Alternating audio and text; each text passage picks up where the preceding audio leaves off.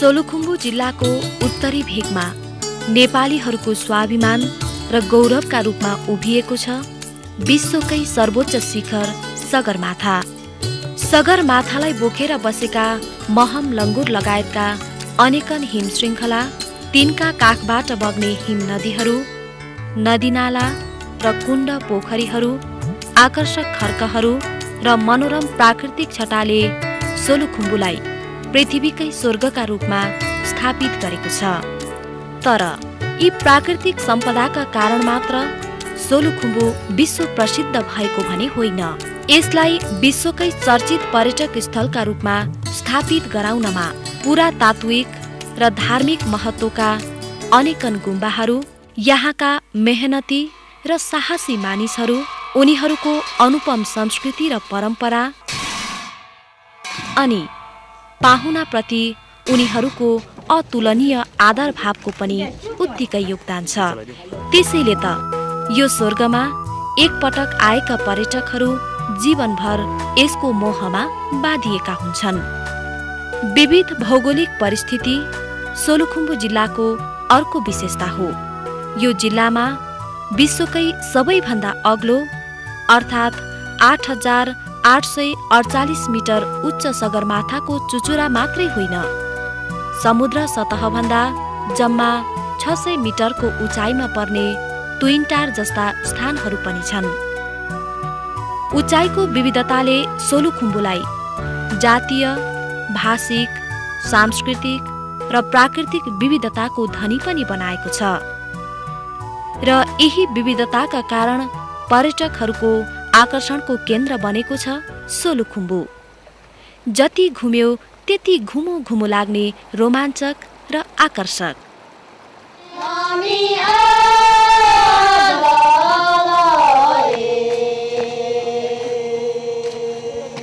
संस्कृतिका मामिलामा शेर्पाहरू जति धनी छन् उति नै सम्पन्न छन् तल्लो सोलुखुम्बुका खालिङ राईहरू। शेर्पाहरूको यो नाच मात्र होइन, खालिङ राईहरूको यो नाच पनि उत्तिकै आकर्षक छ।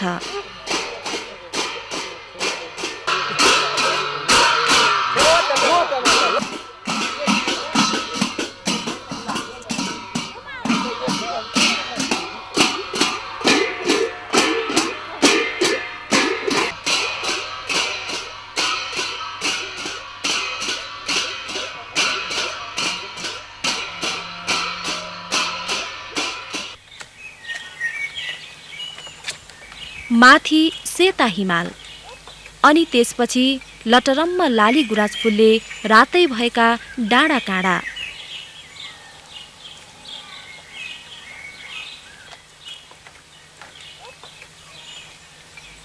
अनि तिनमा बास गर्ने डाँफे, मुनाल, नाउर लगायतका अनेकन चराचुरुङ्गी र वन्यजन्तुहरू।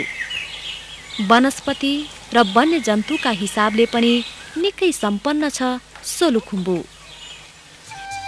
उन्नत संस्कृति, उत्कृष्ट हिम श्रृङ्खला, अभूतपूर्व जैविक विविधता र साह्रै फरासिला मानिसहरू, यिनै कुराले नै सोलुखुम्बु घुम्नै पर्ने स्थान बनेको हो। सोलुखुम्बु पृथ्वीकै स्वर्ग भएर पनि समस्याहरूबाट भने मुक्त छैन। विकट भौगोलियताका कारण सृजना भएका यातायात र गरिबी जस्ता समस्याहरू त छँदैछन्। त्यसबाहेक उत्तिकै रमणीय भएर पनि उत्तरका तुलनामा दक्षिणी सोलुखुम्बुमा पर्यटकको आगमन अत्यन्तै कम छ।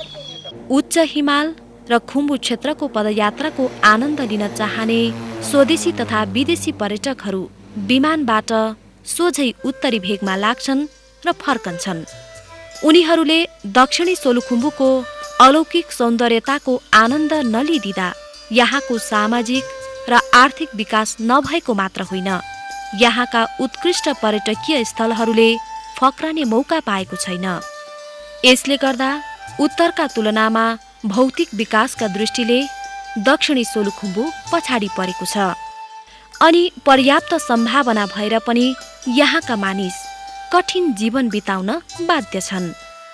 पर्यटकको अभावमा यहाँको आर्थिक गतिविधि कमजोर छ र त्यसबाट स्थानीय बासिन्दाको आधारभूत आवश्यकताहरू समेत पूरा हुन सकेका छैनन्। तर अहिले भने स्थानीय बासिन्दा आफ्नो क्षेत्रको पर्यटकीय विकासका लागि आफै जुर्मुराएका छन्। उनीहरूको पहललाई साथ दिनका लागि जिल्ला विकास समितिको संयोजकत्वमा विगत 3 वर्षदेखि संयुक्त राष्ट्रसङ्घीय विकास कार्यक्रम UNDP को ग्रामीण गरिबी निवारणका लागि पर्यटन कार्यक्रम TRPAP यो क्षेत्रमा कार्यरत छ। पर्यटन प्रवर्धनको यो अभियानलाई नेपाल पर्यटन बोर्ड, राष्ट्रिय निकुञ्ज तथा वन्यजन्तु संरक्षण विभाग तथा trekking agents association of Nepal टानले पनि साथ दिएका छन्। TRPAP को मूल उद्देश्य यो क्षेत्रको पर्यटकीय सम्भावनाहरूलाई देश विदेशसम्म प्रचार प्रसार गराएर यहाँ पर्यटकहरूको आगमनलाई बढाउने हो। त्यसका लागि आवश्यक पूर्वाधारको निर्माण गर्नका लागि नै अहिले TRPAP ले स्थानीय बासिन्दाहरूसँग मिलेर काम गरिरहेको छ।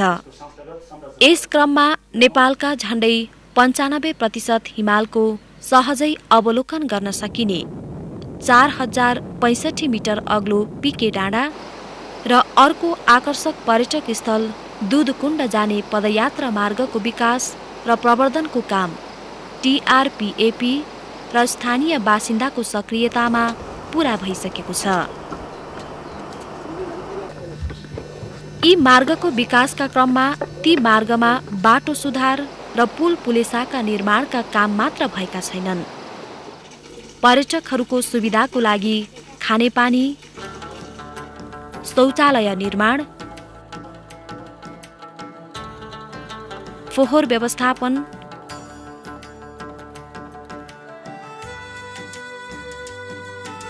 सुविधायुक्त क्याम्प साइटको निर्माण जस्ता काम पनि भइरहेका छन्। त्यससँगै पर्यटकहरूलाई बाटो पत्ता लगाउन सजिलो होस् भनेर ठाउँ ठाउँमा सूचना पाटीहरू राखिएका छन्।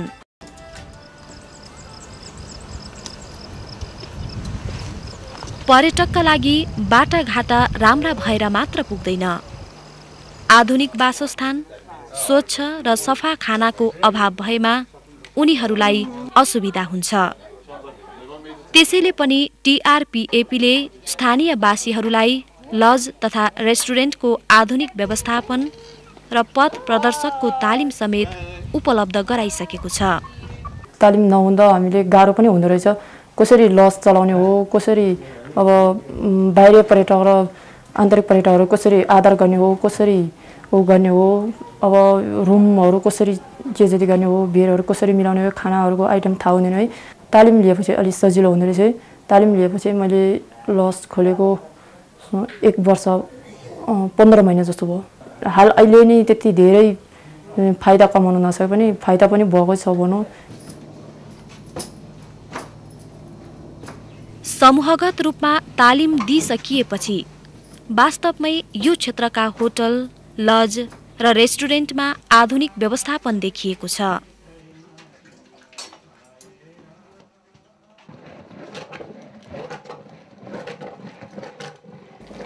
होटलहरू पहिला भन्दा सफा छन् भने रेस्टुरेन्टमा परम्परागतसँगै आधुनिक खानाहरू पाक्न थालेका छन्।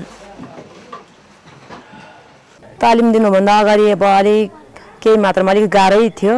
अब कसरी बोल्ने, कसरी खानाहरू सर्भे गर्ने, अब त्यस्तै अब अप्ठ्यारै थियो। तर तालिम लिइसकेपछि अब कति सामानहरूको नाम पनि अब हामीले थाहा पाउन सक्यौँ, भन्नु सजिलो भयो। दिनलाई अब सर्भे गर्नलाई पनि धेरै अब ध्यान पुर्याउनु पर्ने कुराहरू पनि हामीले अब पायौँ। पहिलेको र पछि तालिम लिएको र नलिएको धेरै नै फरक परिहाल्छ नि। अहिले तालिम पाइरहेको यो अर्को समूह पनि दक्षिणी सोलुखुम्बुमा पर्यटन विकासका लागि प्रतिबद्ध देखिन्छ।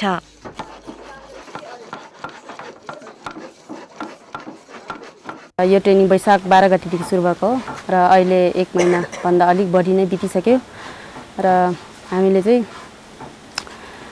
यहाँ ट्रेनिङ लिइरहेको छौँ। अब यस तालिमबाट चाहिँ केही कुरा सिकेर त्यसलाई चाहिँ हामीले अब यतातिर बेच्ने, जस्तै हामीले लुक्ला, अब नाम्चे, पर्यटकीय क्षेत्र परेकोले यस क्षेत्रमा हामीले ती अब सामानहरूलाई चाहिँ बेचबिखन गर्न सक्छौँ र गाउँघरमा पनि हामीले अब जस्तै गाउँघरमा पनि आवश्यकता अनुसारको सामग्री हामी तयार गर्न सक्छौँ र गाउँघरमा हामीले बेचबिखन गर्न सक्छौँ। TRPAP-द्वारा सञ्चालित यी तालिमहरू पर्यटन उद्योगसँग प्रत्यक्ष सरोकार राख्ने विषयमा मात्र पनि सीमित छैन। यिनमा त पर्यटन उद्योगलाई अप्रत्यक्ष सहयोग गर्ने र स्थानीय बासिन्दाको जीवनस्तर उकास्नका लागि काम लाग्ने विषयमा पनि तालिम दिएको छ।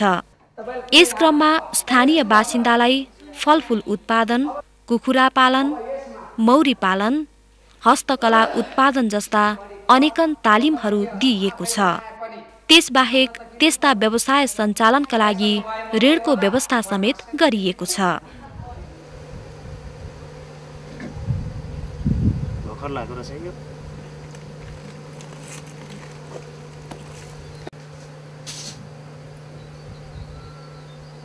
यो तालिम हामीले लिएपछि परम्परागत तरिकाले मौरी पालन गर्नु र आधुनिक किसिमले मौरी पालन गर्नुमा हामीले धेरै कुराहरूमा अन्तर पाएका छौँ। अब परम्परागत धारमा चाहिँ नि मौरी पालन गर्दाखेरि त्यसमा चाहिँ अब धेरै किसिमका असजिलोहरू पनि थिए। जस्तै अब त्यहाँनिर त्यो रानो हेर्न सकिँदैन थियो हैन। अहिले आधुनिक घरमा चाहिँ त्यो रानोको अवस्था स्पष्ट रूपमा हेर्न सकिन्छ, किनभने अब परम्परागत घरमा त्यो फ्रेमहरू हुँदैन हैन। त्यसलाई अब खोलेर सजिलो किसिमले हेर्न पनि सकिँदैन। अहिले आधुनिक घरमा चाहिँ त्यो फ्रेम सिस्टम भएकोले त्यो फ्रेम उचालेर त्यसको चाहिँ पुरा निरीक्षण गर्न सकिन्छ।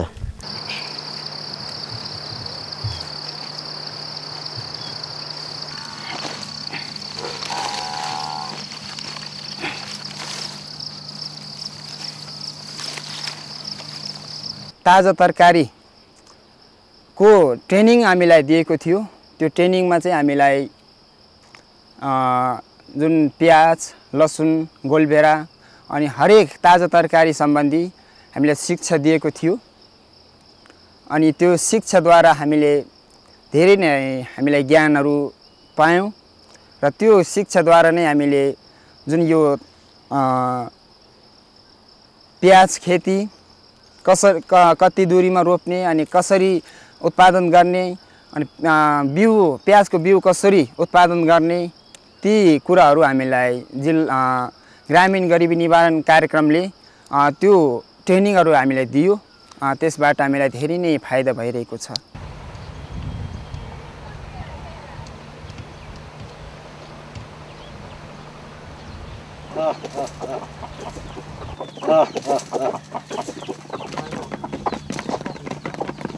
त्योभन्दा अगाडि नै कुखुरै पाल्थेँ, तर पहिला अलिकति मलाई आवश्यकै थियो। अहिले चाहिँ ठिकै हुँदैछ। यही पालन पोषणबाट केटी पढाउँदैछु। आफूलाई खाना पनि पुगिरहेको छ अहिलेसम्म। जो बच्चाहरू पढाउनु पुगिरहेको छ। पहिलाभन्दा अलिक फाइदा छ अहिले।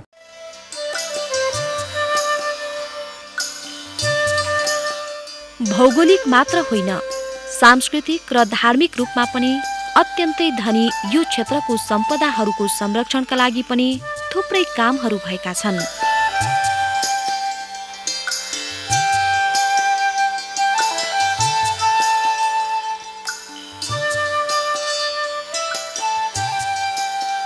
कार्यक्रम सञ्चालित जिल्ला विकास समिति अन्तर्गत जुन दिगो पर्यटन विकास शाखाहरूको स्थापना भएको छ, त्यसको अन्तर्सम्बन्ध केन्द्रसँग, खास गरेर नेपाल पर्यटन बोर्डको दिगो पर्यटन विकास इकाइसँग र सम्बन्धित जिल्लाको कार्यक्रम सञ्चालित गाउँ विकास समितिहरूमा सञ्चालित दिगो पर्यटन विकास समितिहरूसँग अन्तर्सम्बन्ध रहने र साथसाथै जति पनि पर्यटकीय गतिविधिहरू सञ्चालन हुन्छन् र कार्यक्रमहरू निर्माण हुन्छ, कार्यक्रमहरू कार्यान्वयन हुन्छ, ती सबै पक्षहरूमा यी संस्थाहरू बीचको अन्तर्सम्बन्ध रहने प्रक्रिया मिलाइएको छ।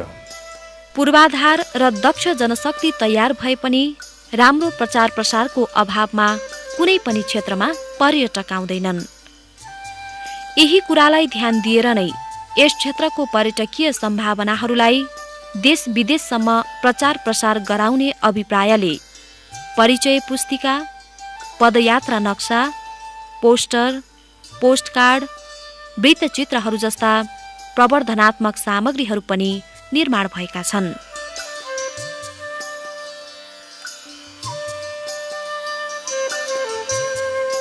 ग्रामीण गरिबी निवारणको लागि पर्यटन कार्यक्रम UNDP को एउटा महत्त्वपूर्ण कार्यक्रम हो। यो यस कारणले पनि महत्त्वपूर्ण छ कि UNDP को ओभरअल म्यान्डेट गरिबी निवारण गर्ने नै रहेको छ र यो प्रोग्रामले सिधै टुरिज्मको माध्यमबाट गाउँ स्तरमा रहेका ग्रामीण जनजीवनमा को गरिबीलाई कसरी हटाउन सकिन्छ भन्ने कुरालाई यसले आत्मसात गरेको छ र सुरु भएदेखि नै यो कार्यक्रमले छोटो समयको दौरानमा धेरै सफलताहरू यसले पाएको मैले देख्दछु। यस्तो विकट ठाउँमा र राजनीतिक हिसाबले पनि पुरै कन्ट्री द्वन्द्वमा फँसेको बेलामा पनि यो कार्यक्रमले गरिबी निवारण गर्नलाई एउटा मेसेज दिएको छ। यस पर्यटकीय मार्गको प्रचार प्रसार र प्रवर्धन गर्ने उद्देश्यले हालै सञ्चारकर्मी, पर्यटन व्यवसायीहरू समेतको टोलीलाई पीके र दुधकुण्ड सांस्कृतिक पदयात्रा मार्ग क्षेत्रमा परिचयात्मक भ्रमण गराएको थियो। सो टोलीले पीके तथा दुधकुण्ड क्षेत्र पदयात्राको लागि निकै उपयुक्त र नयाँ स्वादयुक्त रहेको, सुरक्षाको कुनै समस्या नरहेको, विविध सांस्कृतिक अनुभव लिन र धार्मिक पर्यटनको समेत विकास गर्न सकिने प्रशस्त सम्भावनाहरू रहेको औल्याएको छ। स्थानीय जनसमुदायहरूको सक्रिय सहभागितामा तल चाहिँ ग्रामीण स्तरदेखि तल्लो लेभलदेखि माथिल्लो निकायसम्म जुन एउटा चाहिँ संरचना हामीले बनाएका छौँ। श्री 5 को सरकारले यसको चाहिँ उच्च मूल्याङ्कन पनि गरेको छ र अहिलेसम्मको जुन यो 4 वर्षको अनुभव छ यो अनुभव चाहिँ सकारात्मक रहेको छ र आफ्नो उद्देश्यमा यो आयोजना चाहिँ यो भनौँ न इम्प्याक्ट क्रिएट गर्नको लागि सफल भएको हुनाले यसको सफल केसहरूलाई हामीले चाहिँ अब बिस्तारै कार्यान्वयनमा लैजाने चाहिँ प्रतिबद्धता व्यक्त गरेका छौँ। त्यो कार्यान्वयनमा जानेछ र खास गरी यसले विकास गरेका जुन चाहिँ नयाँ संरचना र जुन चाहिँ यसको चाहिँ मेकानिजम छ त्यो भोलिको दिनमा पर्यटन विकास र प्रवर्धनको क्रममा चाहिँ हामी क्रमशः अरू अन्य ठाउँहरूमा पनि दोहोऱ्याएर लानेछौँ। र यसै सिलसिलामा मलाई के भन्न मन लाग्यो भन्दा यो चाहिँ जुन पहिलो चरण छ यसको यो आयोजनाको यो कार्यक्रमको त्यो समाप्त हुने क्रममा रहे तापनि यसको जुन सफल अनुभव र यसले चाहिँ ग्रामीण स्तरमा पारेको सकारात्मक प्रभावलाई ध्यानमा राखेर हामी चाहिँ यसको दोस्रो चरणमा यसलाई चाहिँ वृद्धि गर्ने हिसाबले यो चाहिँ अहिले हामीले विभिन्न निकायसँग छलफल गरिरहेका छौँ। यी सबै क्रियाकलापको मूल ध्येय चाहिँ दक्षिणी सोलुखुम्बुको गरिबी निवारण नै हो। जति धेरै पर्यटक आउँछन् त्यति नै धेरै आर्थिक क्रियाकलापमा वृद्धि हुन्छ र त्यसबाट नै प्राकृतिक र सांस्कृतिक सम्पदाको संरक्षण र आर्थिक तथा सामाजिक विकास सम्भव हुन्छ। स्वदेशी तथा विदेशी पर्यटकको स्वागत गर्नका लागि यस क्षेत्रमा प्राकृतिक सांस्कृतिक सम्पदाहरू मात्र होइन, आवश्यक पूर्वाधारहरू सहित यहाँका मानिसहरू तयार भएर बसेका छन्। अब केवल तपाईं जस्ता पर्यटकहरूको आगामी भ्रमणको गन्तव्य यो क्षेत्र हुनुपर्छ।